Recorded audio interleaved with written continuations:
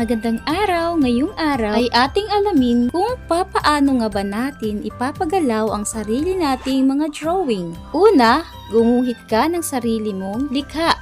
Gaya na lamang ng aking ginagawa, iyan ay isang giraffe. Kahit anong iyong iguguhit ay maaari naman. Basta't gamitin mo lang ang iyong creativity o pagkamalikhain.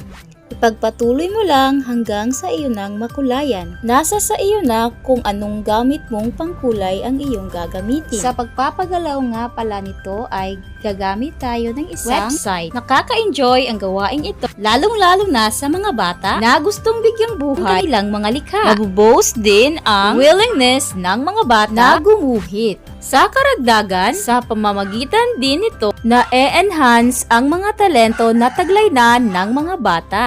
Maganda rin itong bonding ng mga magulang at ng mga anak. Maganda rin ito sa mga bata dahil ito ay integrasyonan ng makabagong teknolohiya at ng motor skills ng mga bata. At ayan na nga, tapos na akong mag-drawing. At ngayon naman ay isi-search na natin sa Google website na ito.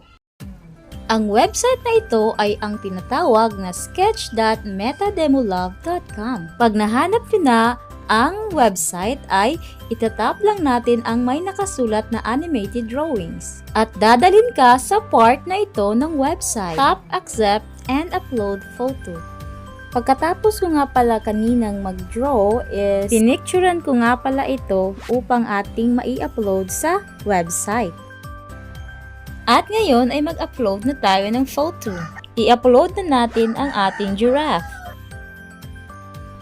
At ayan ang proseso pagkatapos i-upload ang photo. At pagkatapos ay lalabas na iyang may mga tuldok-tuldok na iyan. Yang mga tuldok nga pala ay ang dahilan kung bakit gagalaw ang ating ginuhit. Kayo na ang bahala kung saan ninyo ilalagay ang mga tuldok na iyan na nagsisilbing joint o magpapagalaw sa inyong mga ginuhit.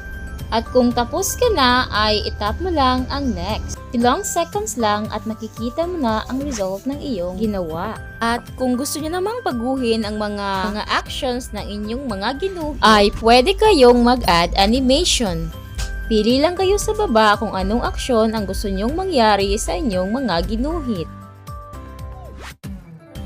Pwede rin ninyong baguhin ang mga ito sa pamamagitan ng pag-tap ng fix.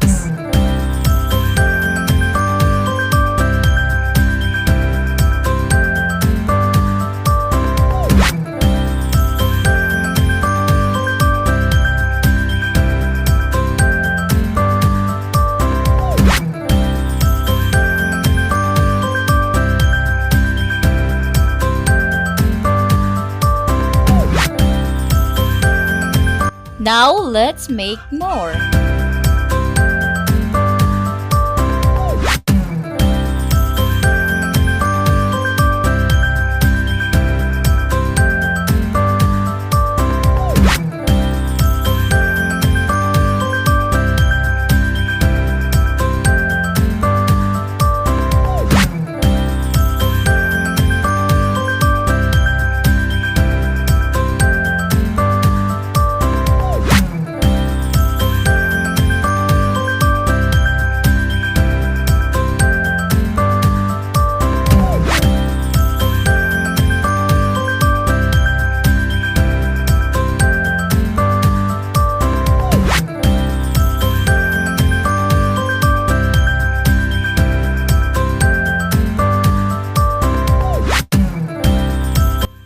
At pwede rin ito sa mga downloaded photos.